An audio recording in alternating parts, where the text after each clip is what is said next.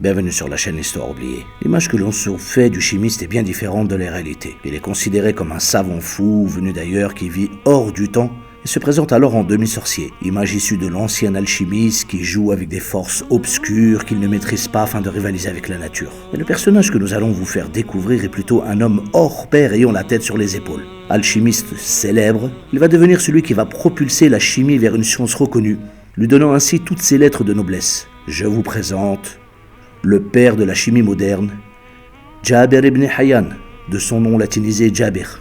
Né en l'an 721 à Tus, ville du nord-est de l'Iran, très vite il se passionne pour les études et commence par le Coran et est devenu un étudiant exemplaire en mathématiques, en alchimie, en ingénierie, en géographie, en philosophie, en astronomie. Son intérêt plus prononcé pour l'alchimie lui a permis d'intégrer la cour du célèbre calife Haroun al-Rachid, qu'il a financé pour développer ses recherches. Il commence par expérimenter en physique les écrits d'Aristote et a été ainsi le premier à dire que la propriété des métaux sont dotés de 4 qualités fondamentales.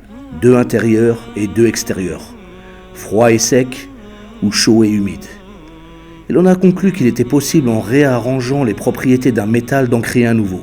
Cette découverte fut nommée en arabe el-iksir, dont le terme élixir est dérivé, et a été appelée bien plus tard en Europe la pierre philosophale. Il a imaginé et développé plusieurs équipements indispensables pour améliorer ses recherches. D'ailleurs, ce sont toujours les mêmes utilisés aujourd'hui dans les laboratoires. Il a fabriqué un appareil destiné à la séparation de produits par chauffage puis refroidissement.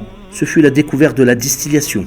Cette invention au nom arabe de el-imbik, dont le terme dérivé est l'alambic, lui a permis de distiller des sels en présence d'acide sulfurique. Ce fut la découverte de l'acide chlorhydrique, de l'acide nitrique, ainsi que de l'acide tartrique. Jabir a appliqué ses connaissances pour l'amélioration de nombreux procédés de fabrication parmi lesquels la fabrication de l'acier et de divers métaux, la prévention de la rouille, la dorure, la teinture des vêtements, le tannage du cuir, ainsi que l'analyse des pigments.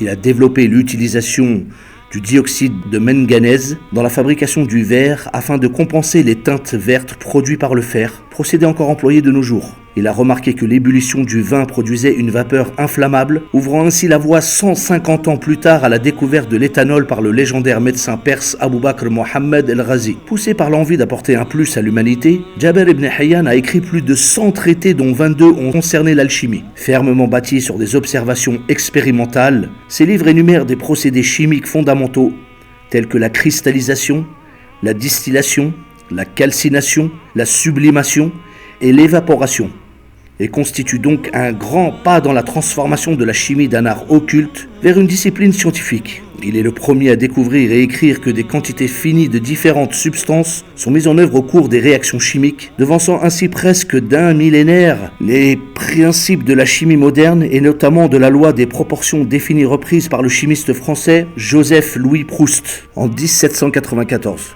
Dans ses œuvres scientifiques, il fit l'inventaire des substances et proposa de les séparer en 3 catégories. 1. Esprit, qui se vaporise sous l'effet de la chaleur comme le camphre, l'arsenic ou le chlorure d'ammonium.